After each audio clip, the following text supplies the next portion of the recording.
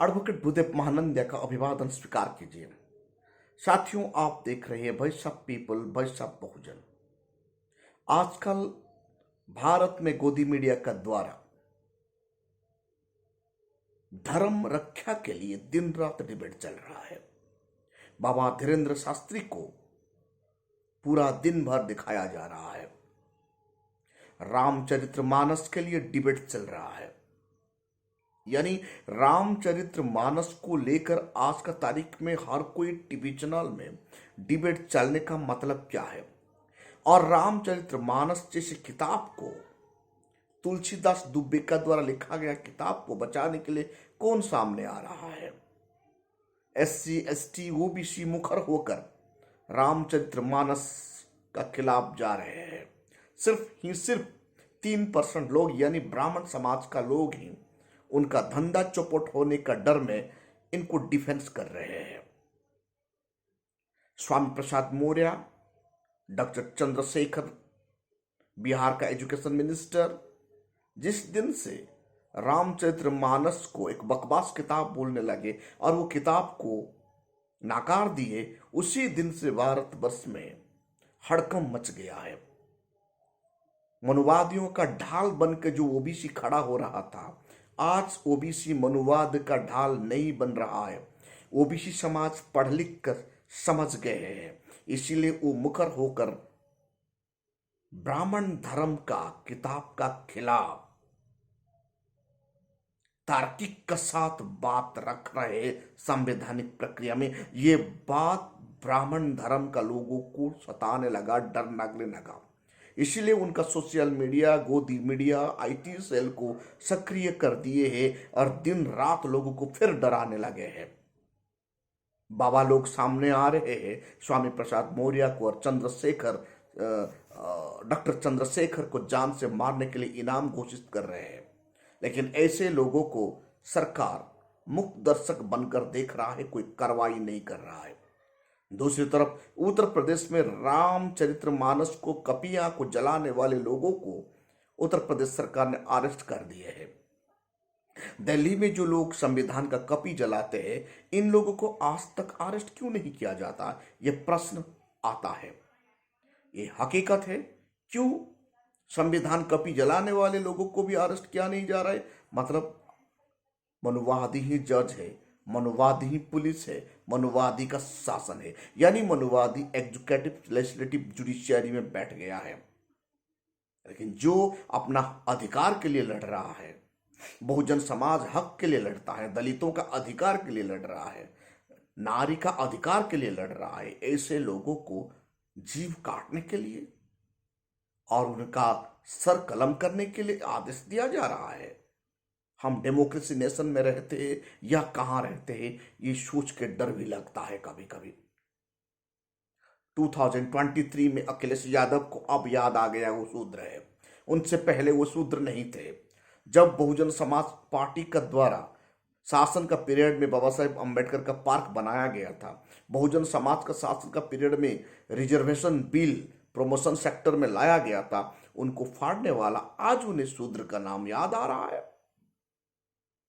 बाबा साहेब अम्बेडकर का पार्क को विखंडन करने वाले को आज शूद्र का नाम याद आ रहा है। इनको ज्ञान का अभाव का कारण ऐसा घटता है। जो भी होना क्यों, बहुत दिन के बाद आज यादव समाज मुखर होकर सामने आ रहे हैं, खुद को बहुजन समाज में शामिल कर रहे हैं। ये अच्छा संकेत है। डेमोक्रेसी बहुजन का हाथ में आने वाला है। महानायक बाबा साहेब अम्बेडकर ये बात कहते थे, जिसी दिन बहुजन समाज अपना इतिहास समझ जाएंगे, उसी दिन भारत का ये हुक्मरान बन जाएंगे। आज वो दिन आ गया है। दादा साहेब कांसीराम ये बात कहा करते थे, हम जिसके लिए लड़ रहे हैं वही लोग ही मनुवादियों को का ढाल बनकर खड़ा हो रहे, नहीं तो कब से हम इस देश का हुक्मरान बन जाते।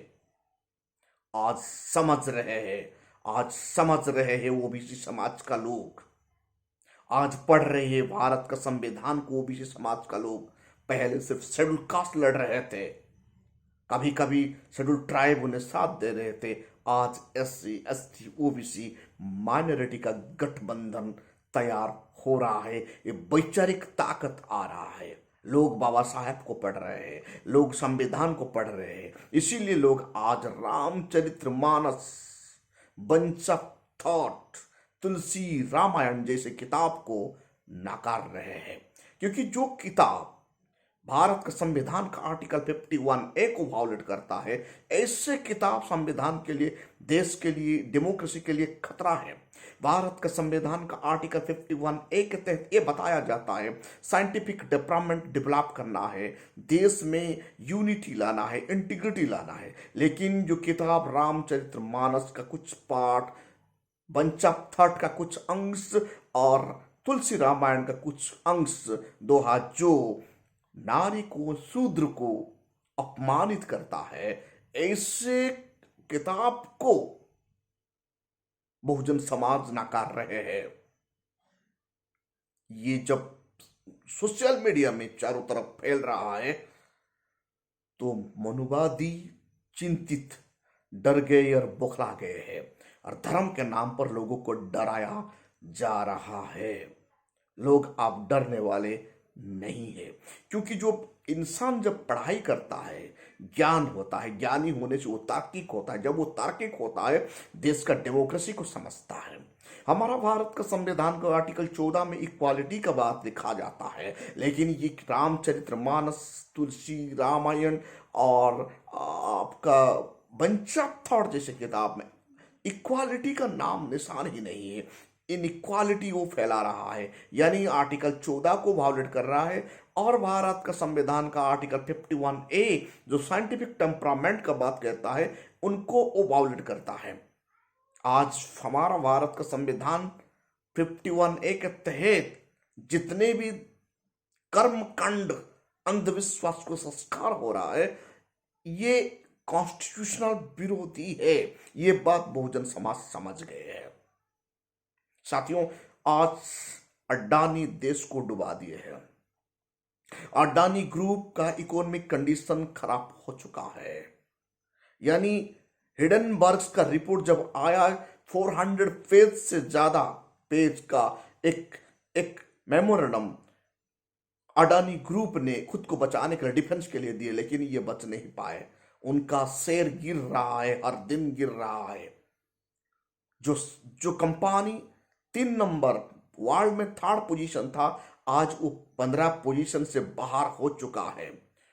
यानी भारत का इन्वेस्टर, भारत का मुनी, खास करके SBI और लाइफ इंश्योरेंस पॉलिसी का पैसा वहां डूब रहा है। निवेशक खतरे में आ चुके हैं। यानी यह भारत का इकोनॉमिक हालत बहुत खराब है। ऐसे परिस्थिति में भारत का सरकार का जो अमृतकाल का बजट आया है, इस बजट में एजुकेशन को नेग्लेक्ट कर दिया गया, हेल्थ को नेग्लेक्ट कर दिया गया, शेड्यूल कास्ट, शेड्यूल ट्राइब का पेनाल जो बजट होता है वो भी कटौती कर दिया गया।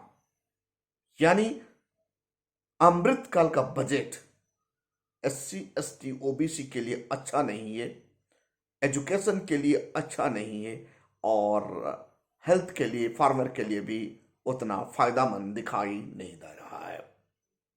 साथियों, आप देख रहे हैं voice of people, voice of Bahujan. इस चैनल को आप ज्यादा से ज्यादा लाइक कीजिए, कमेंट कीजिए, शेयर कीजिए और सब्सक्राइब जरूर कीजिए। Thank you.